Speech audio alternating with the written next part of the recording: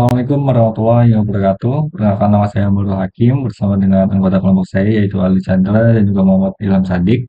Mana kami dalam video ini akan menjelaskan dan juga mempresentasikan mengenai prediksi penyakit jantung menggunakan SPM atau support vector machine untuk memprediksi risiko jantung berdasarkan data kesehatan pasien dari dataset UCI Cleveland. Penyakit jantung merupakan penyebab utama kematian di dunia. Machine learning memungkinkan prediksi yang lebih cepat dan juga lebih akurat.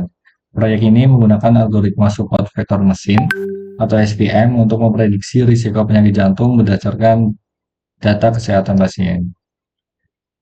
Dataset yang kami gunakan bersumber dari UCI Heart Disease Cleveland dengan fitur utama ada age, kemudian sex, blood pressure, kolesterol, chest pain tape, heart rate, dan yang lainnya. Target variabel adalah satu untuk penyakit jantung dan juga nol untuk penyakit tidak ada penyakit jantung.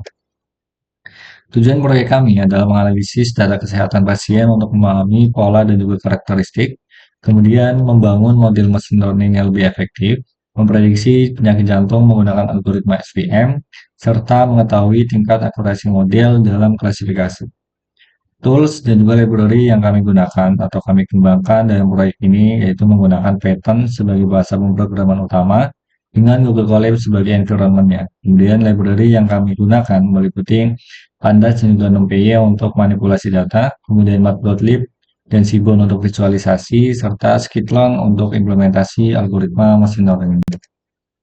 Untuk tahapan proses yang pertama, kami melakukan data pre-processing, yaitu adalah tahapan persiapan data yang meliputi check missing value untuk memastikan kelengkapan data, encoding data kategorikal untuk mengubah variabel non-numerik, kemudian split data menjadi 80% training, dan juga 20% testing, serta standarisasi data untuk optimasi performa SVM.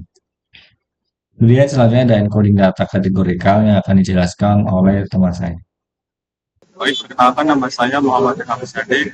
Saya di sini akan melanjutkan penjelasan dari teman saya yang sebelumnya. Encoding data kategorikal. Beberapa fitur kategorikal perlu diubah menjadi bentuk numerik agar dapat diproses oleh algoritma SVM. Fitur yang di-encode meliputi jenis kelamin, chest pain type, dan exercise angina menggunakan table encoder dari Skitlearn. Selanjutnya ada visualisasi data, histogram. Histogram membantu memahami distribusi fitur dalam dataset. Visualisasi ini menunjukkan sebarang nilai untuk fitur-fitur penting seperti usia, kolesterol, tekanan darah, dan detak jantung maksimum pasien. Dan di sini ada 3 contoh visualisasi data histogramnya, ada distribusi umur pasien, distribusi gender, dan distribusi penyakit jantung. Di sini ada umur, frekuensi. Selanjutnya ada visualisasi data heatmap, korelasi. Heatmap korelasi menunjukkan hubungan antar fitur dalam dataset. Nilai korelasi berkisar dari 1-1 hingga 1, di mana nilai mendekati 1 menunjukkan korelasi positif kuat, dan nilai mendekati -1 menunjukkan korelasi negatif kuat. Analisis ini penting untuk memahami fitur mana yang paling berpengaruh terhadap prediksi penyakit jantung. Di sini ada data korelasi metriknya. Selanjutnya ada visualisasi data boxplot dan pairplot. Boxplot digunakan untuk mendeteksi outlier pada fitur numerik seperti usia, tekanan darah, dan kolesterol. Pairplot menampilkan hubungan scatter antar fitur berdasarkan kelas target, membantu memahami interaksi variabel dalam prediksi penyakit jantung. Selanjutnya ada split data dan standarisasi. Dataset dibagi menjadi 80% data training dan 20% data testing menggunakan train test split. Standarisasi fitur dilakukan dengan standar scalar karena SVM sensitif terhadap skala data yang berbeda. Halo, perkenalkan nama saya Aldi Chandra. Saya akan melanjutkan presentasi dari Muhammad Ilham Sadik, yaitu machine learning algoritma support vector machine learning. SVM mencari hyperload optimal yang memisahkan dua kelas data persamaan hyperlength. Fx sepadan W objek kali plus B, gimana adalah vektor bobot dan B adalah bias.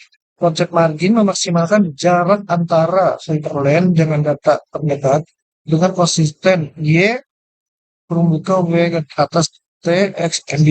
Karena satu itu karakteristik yang akurat mix data SVM kelas 1, kelas 2, kelas 3, dan kelas 4.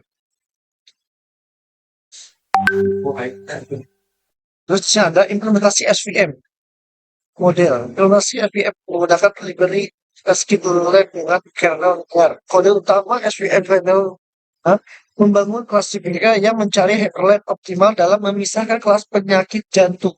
Model SVM kernel linear, model fit X-train yaitu X-Y train. SVM kernel sebenarnya linear. Hasil akurasi model SVM. Setelah proses training dan testing model SVM dengan kernel linear berhasil mencapai akurasi yang tinggi, nilai akurasi skor memberikan persentase sekian besar. Dari total data testing hasilnya membuktikan bahwa SVM efektif untuk operasi penyakit jantung. Confusion Egg Matrix.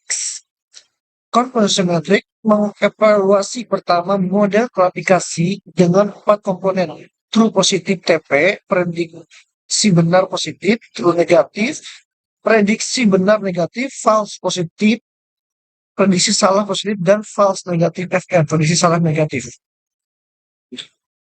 Machine Learning Precision Circle F1 support. Nah, sebenarnya biasanya ada 01, 09, 172, 125, 34.